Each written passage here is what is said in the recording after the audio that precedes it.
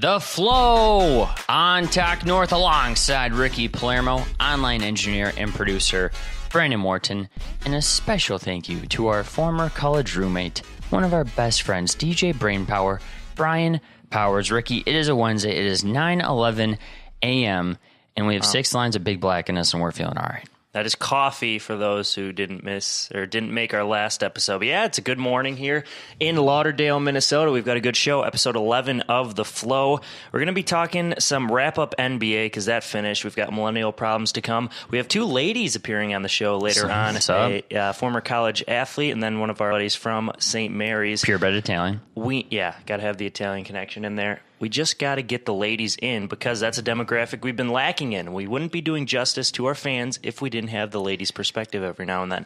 So you're giving us a Bachelor update too, right? Yeah, we're going to talk to The Bachelor because that's kind of like the sports for girls that don't care about sports. That's fair. Yeah, it's pop culture. It's a lot going on. So yeah, we've got a good show today. Millennial Problems, hashtag Millennial Probs, my Twitter, at Zappatime2, Rick, at NemoPimo. NemoPimo. You have a really good millennial problem. This one, I saw this one appear on our spreadsheet, and I got really excited, because I agree. It appeared. Yeah, let me get my sheet, because I wrote a few down here. Did you have some notes?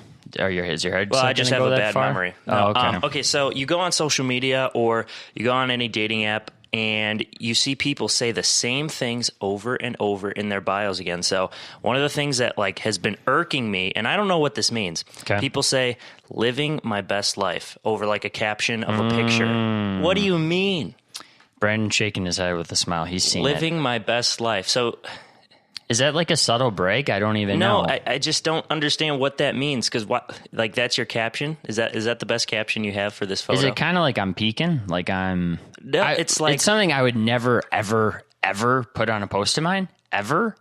Well, but I've seen it. Post living my worst life. I just don't understand. Another one that bugs me is when people are enthusiasts of things. So people will be like coffee enthusiast or soccer enthusiast or things like that. Beer enthusiast. Well, just basically something to describe an interest that you wanted to put on your Twitter bio or other things. I think we've all been Instagramming and snapping and doing all this crap for too long, and we've just ran out of stuff to say. And now people just want to post their pictures, get their likes, but it's now you think about your posts, you think about what you're going to write. Are a big deal. Because you're judged. You're getting, again, you're putting this out to what I think I got 600 Instagram followers, and it's they're going to see it.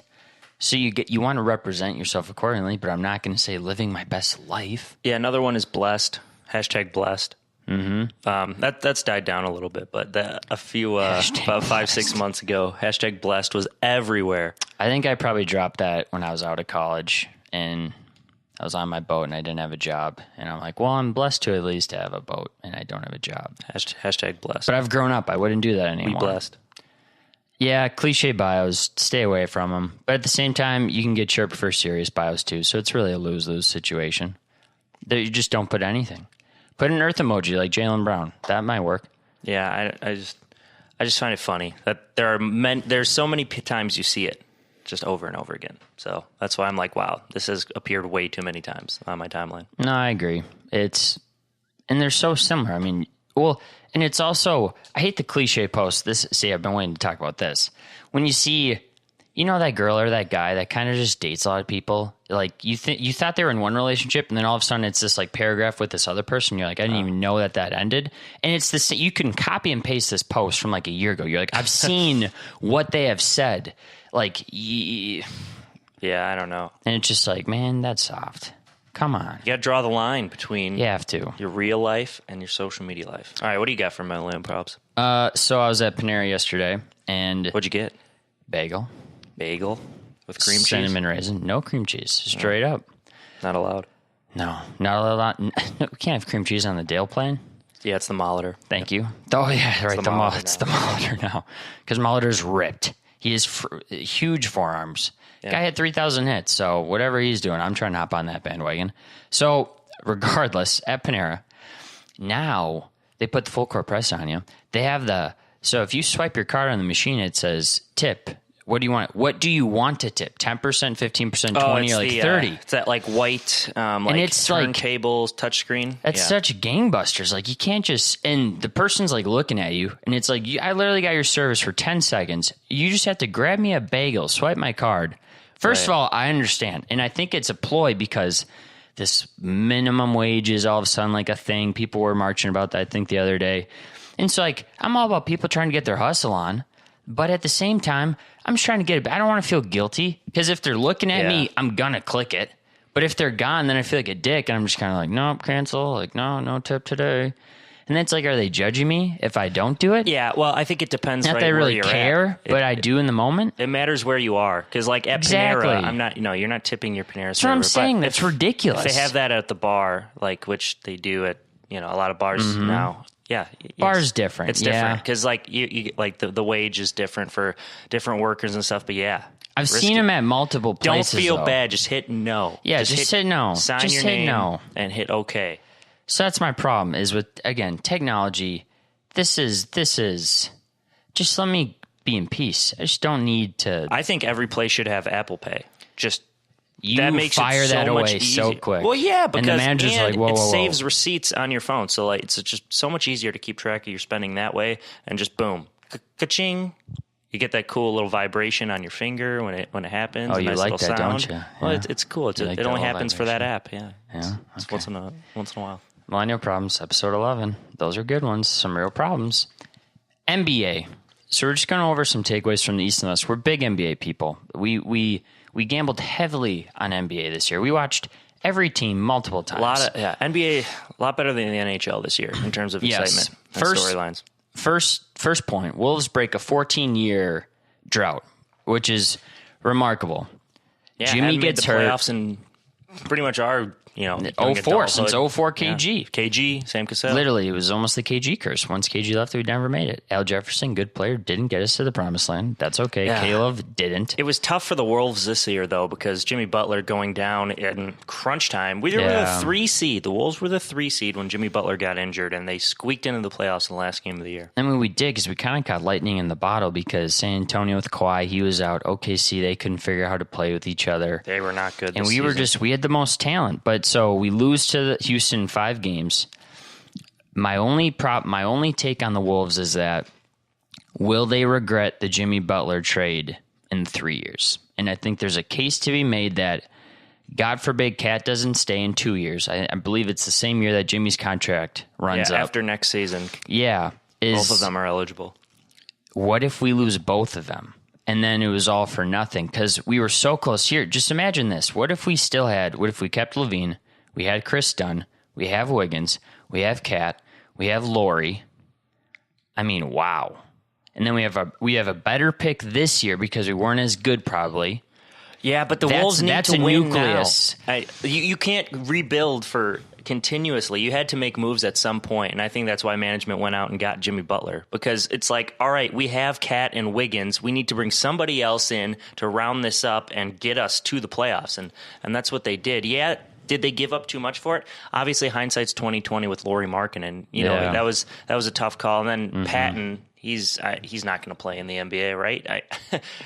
Well, that's the thing with the Wolves, though, going into next year is they basically get 2 first-round picks because they get 20 this year, who should be a good player, and then Patton comes back. So our bench could be really deep. Hopefully, D-Rose comes back. It doesn't matter about bench with Thibodeau because he doesn't play his bench players. That's the other thing. Which, I was really not frustrated, but I was just taken back at just Thibodeau's coaching style. Because obviously I've seen him with the Bulls, when I was a fan. That was high school, so it was a little different for me. And now being, a professional and watching them play every single day, wow, Tibbs, they're up 10, 15 points with 3 minutes left. He's got his starters in. The rotations are bizarre. And then the bench doesn't know how to play together. Yeah, no, because they don't get the minutes, though. They don't get the chemistry. It's understandable. But I think our template next year could be very similar in Toronto in closing, in that I do think our bench will actually have a lot of talent this year. I hope we just use them. I hope Tibbs, because with Toronto, their starters could go 500. Their bench was getting plus 15s on teams. I mean, their bench killed teams this year. It's why they were first in the East. In the East, and that's why they went on that big run in January, February. So that's Wolves. We'll get more into Wolves as the offseason progresses. I mean, the Warriors won. It was the least happy I've ever seen a team win a title. They didn't even go crazy. It was kind of bizarre. Yeah, they've been there before. Going forward, KD's a free agent, but he's expected to sign back. At some point, they probably have to pick between Draymond and Clay. That won't happen for another 2 years.